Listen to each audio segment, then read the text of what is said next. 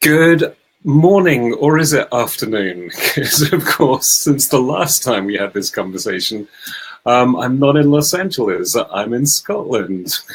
Where are you, Sharon? I'm in Los Angeles.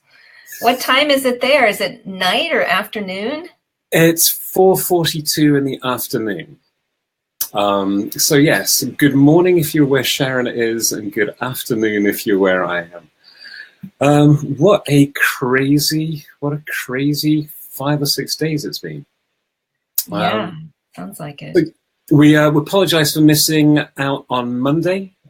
We had a technical problem, so we just cancelled it, and Sharon and I had a good natter anyway. How has your week been, Sharon? It's been pretty good. It's actually cold here in LA. It was like 48 this morning.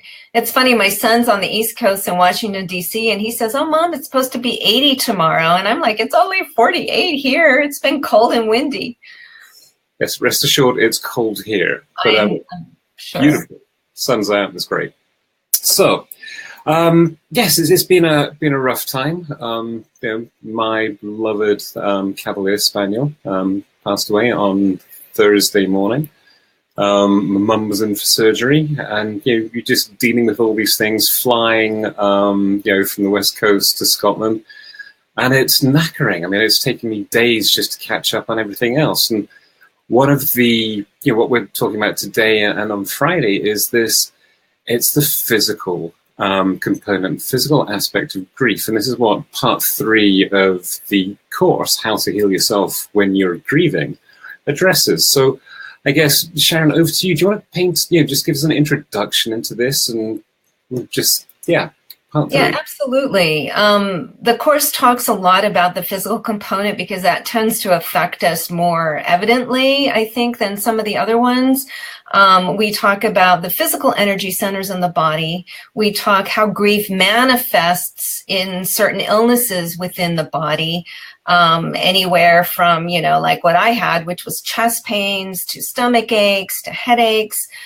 We talk about some of the daily practices that you can use when you're grieving, very simple practices just to kind of keep yourself healthy. We talk a lot about sleep because I think for some people, I know me especially, sleep is tough when you're grieving. And if you don't get enough sleep, then your body isn't healthy and then everything else kind of falls apart. So we give some tips on great ways to get some sleep. If you're not sleeping, and then trying to get your cycles back into regulation.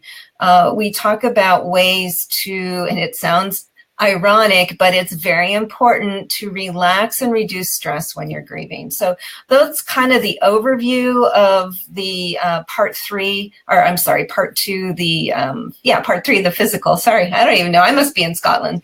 Part 3, the physical, and just some of the things that we touch on because the physical component of grief is so important and needs to be addressed. You can't ignore this one at all. It's so true, isn't it? Because, and I like how the course is built, that you deal with the emotional parts. It is phase 1, because I know in the past when I've been going through a particular episode, is when your head goes into that negative space, and then you're going down, and then it's like, well, I'm going to have that whiskey, or I'm going to stay up all night, or I'm going to eat this, or not. It's so easy just not to care, and I guess that's what you're teaching here. Yeah, it's so important because, I think I pushed and pushed and pushed and pushed to avoid emotionally my grief. And you said it perfectly. While you're doing that, you're ignoring in some ways the physical aspect. And it wasn't until literally I started having chest pains and had to go see a cardiologist that I realized, my grief had manifested and held into my body. And now my body was affected. I really, really needed to do something. So we want people not to get to the point where they start to have chest pains and have to go to a cardiologist, that they can do very simple things to keep those, physical symptoms at a minimum so that they have stamina, because grief takes a lot of energy to get through. And if your body's worn out, you can't do it. You just can't do it. Right. And it becomes that downward spiral, doesn't it? Yep. Because the less energy you have, the less able you are to deal with it, and then you don't care again, and it's down you go. Right. Right, absolutely. And you can literally get, you literally can get a heart attack. I just stopped at the point where I realized my chest hurt and they said, everything was healthy, but I was just manifesting it. But you can have a heart attack, and you can, end up with a stroke, and you can end up with ulcers and all of those things. So trying to avoid that's important. All right.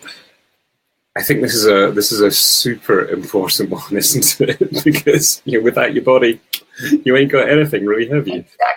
Exactly. All right, so we'll be back on Friday, pretty much the same time, and we'll be looking at getting a little deeper into some of the exercises and some of the specifics.